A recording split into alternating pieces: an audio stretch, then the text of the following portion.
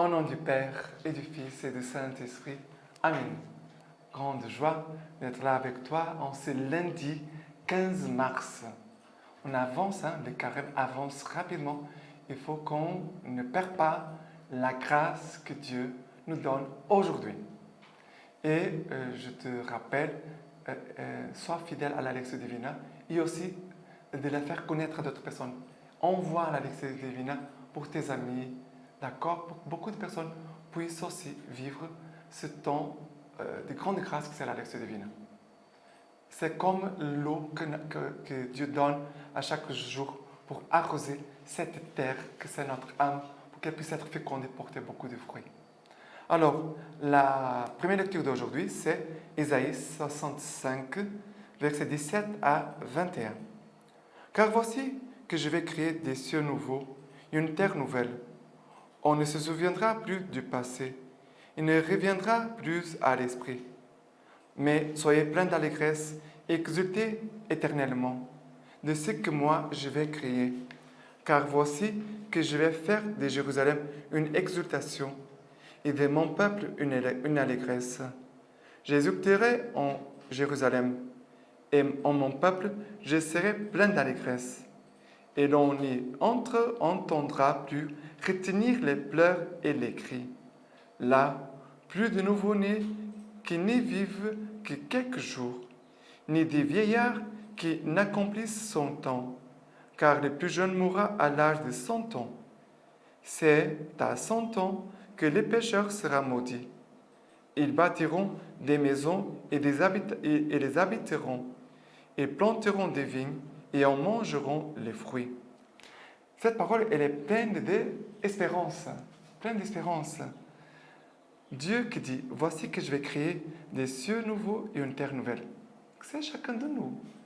L'œuvre de création, l'œuvre de récréation, une œuvre de conversion. Dieu est en train de faire tout cela en nous. En nous. Et après, il va dire, on ne se souviendra plus du passé. Ça veut dire que les péchés sont partis. Parce que les péchés apportent toujours une souffrance. Nos péchés apportent toujours une souffrance pour nous, mais aussi toujours un mal aussi pour les autres. Parce qu'une âme qui est en péché, elle fait le monde aussi descendre. Mais une âme qui s'élève vers Dieu, en sainteté, elle élève aussi le monde. Et après, il va dire, on ne se souviendra plus du passé. Il ne reviendra plus à l'esprit. Qu'est-ce qu'il va avoir comme fruit? La joie. Mais soyez plein d'allégresse, exultez éternellement. Je vais faire de Jérusalem une exultation et de mon peuple une allégresse. Dieu va faire de toi, va faire de nous raison de joie, une raison de joie. Il va dire, Dieu va même dire, j'exulterai en Jérusalem. En mon peuple, je serai plein d'allégresse. C'est beau, Dieu qui se réjouit de nous, chacun de nous. Et après, il va dire encore, tout les passés, ça veut dire les nouveau-nés qui vivaient quelques jours, les gens qui allaient mourir très tôt, les jeunes. Il dit, non, cela s'est passé. Maintenant, Dieu va nous bénir d'une vie longue. Ici sont des signes d'une bénédiction. Elle doit avoir une vie longue.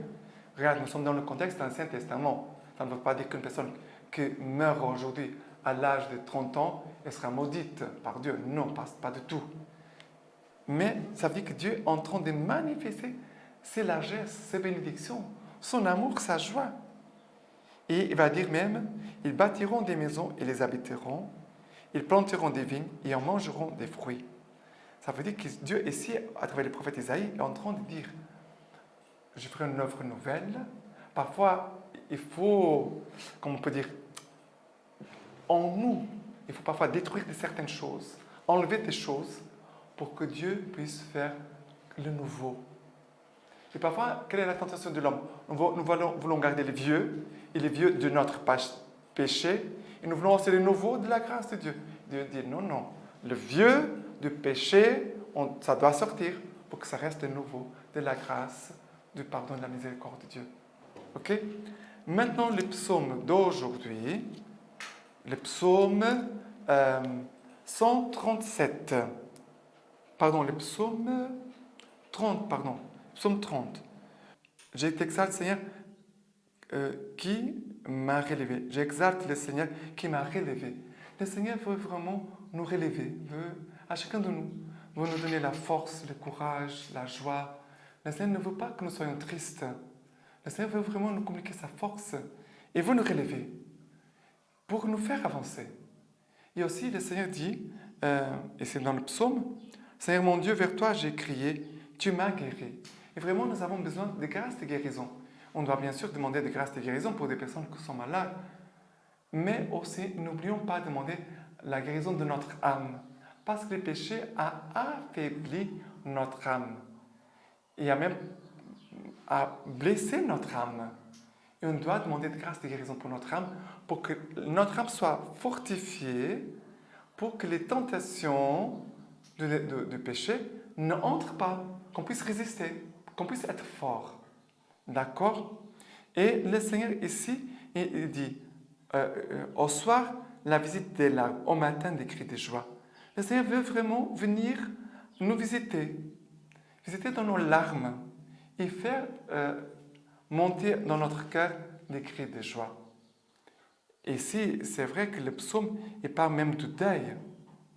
Le Seigneur vraiment voit le deuil parfois que nous vivons. Non pas seulement par rapport à des personnes qui sont mortes, mais quand on doit vivre des renoncements, il a comme un deuil. Quand on doit mourir à notre volonté propre, c'est comme un deuil. Parce que il y a quelque chose en moi qui doit mourir. Pour vivre la volonté de Dieu, je dois renoncer à des choses. Je dois mourir à moi-même, à ma propre volonté, pour accueillir la joie du Seigneur, accueillir sa visite, accueillir le Seigneur qui a pitié de moi, que le Seigneur m'écoute et qui veut changer vraiment notre deuil en cri de joie et en danse. Ok? Et l'évangile d'aujourd'hui, c'est Jean chapitre 4, versets 43 à 54. Après ces 2 jours, il partit de là pour la Galilée. Jésus avait en effet témoigné lui-même qu'un prophète n'est pas honoré dans sa propre patrie. Quand donc il vint en Galilée, les Galiléens l'accueillirent, ayant vu tout ce qu'il avait fait à Jérusalem lors de sa fête, lors de la fête, car eux aussi étaient venus à la fête. Il retourna alors à Cana de Galilée, où il avait changé l'eau en vin. Et il y avait un fonctionnaire royal dont le fils était malade à Capharnaüm. Apprenant que Jésus était arrivé de Judée en Galilée, il s'en vint les trouver et il les priait de descendre guérir son fils, car il allait mourir. Jésus lui dit, si vous ne voyez des signes et des prodiges, vous ne croirez pas. Le fonctionnaire royal lui dit, Seigneur, descends avant que ne meure mon petit enfant. Jésus lui dit, va, ton fils vit. L'homme crut à la parole que Jésus lui avait dite, et il se mit en route. Déjà, il descendait, quand ses serviteurs venant à sa rencontre, lui dirent que son enfant était vivant. Il s'informa auprès d'eux de l'heure à laquelle il s'était trouvé mieux. Ils lui dirent, c'est hier à la 7e heure que la fièvre l'a quitté. Le père reconnut que c'était l'heure où Jésus lui avait dit, ton fils vit. Et il crut, lui, avec sa maison tout entière. Tel fut à nouveau le 2e signe que fit Jésus à son retour de Judée en Galilée. Regardez, Jésus revient sur le lieu où il a fait les miracles de changer l'eau en vin à Cana. Et Jésus, ici à Capharnaüm, il rencontre ce haut fonctionnaire royal qui a un enfant qui est en train de mourir, son enfant.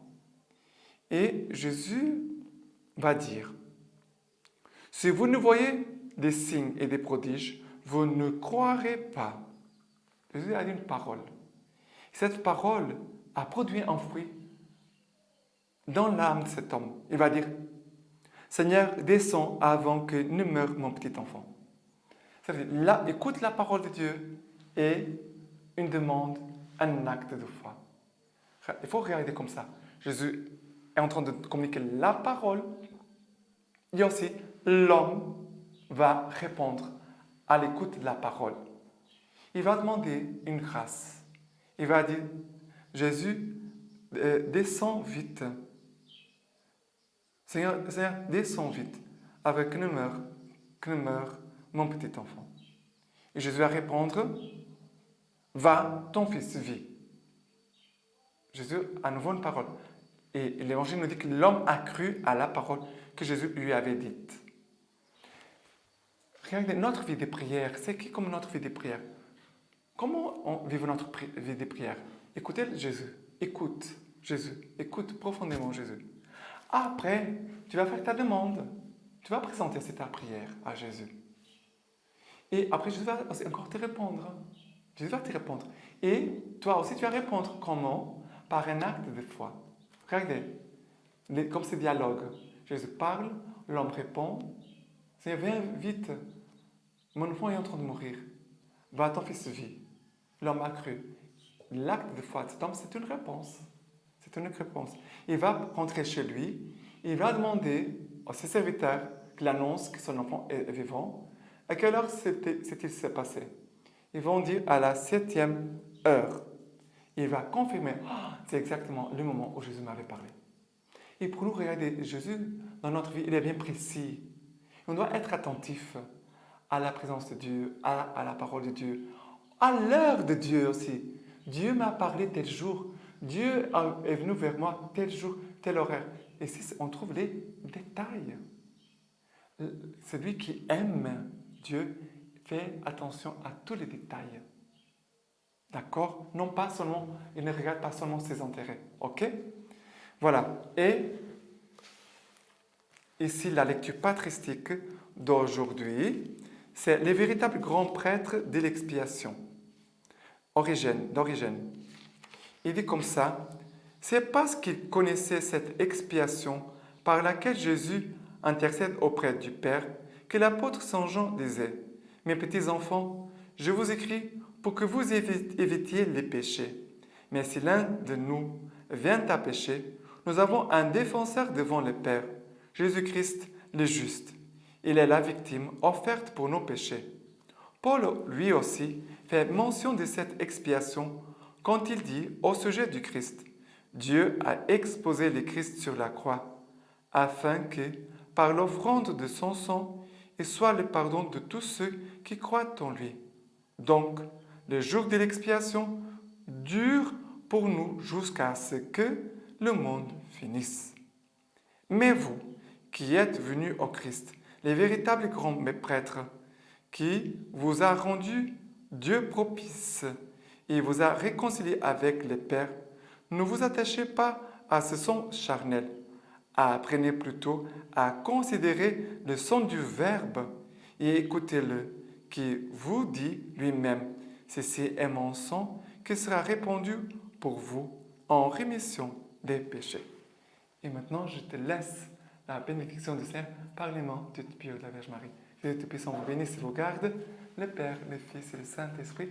Amen.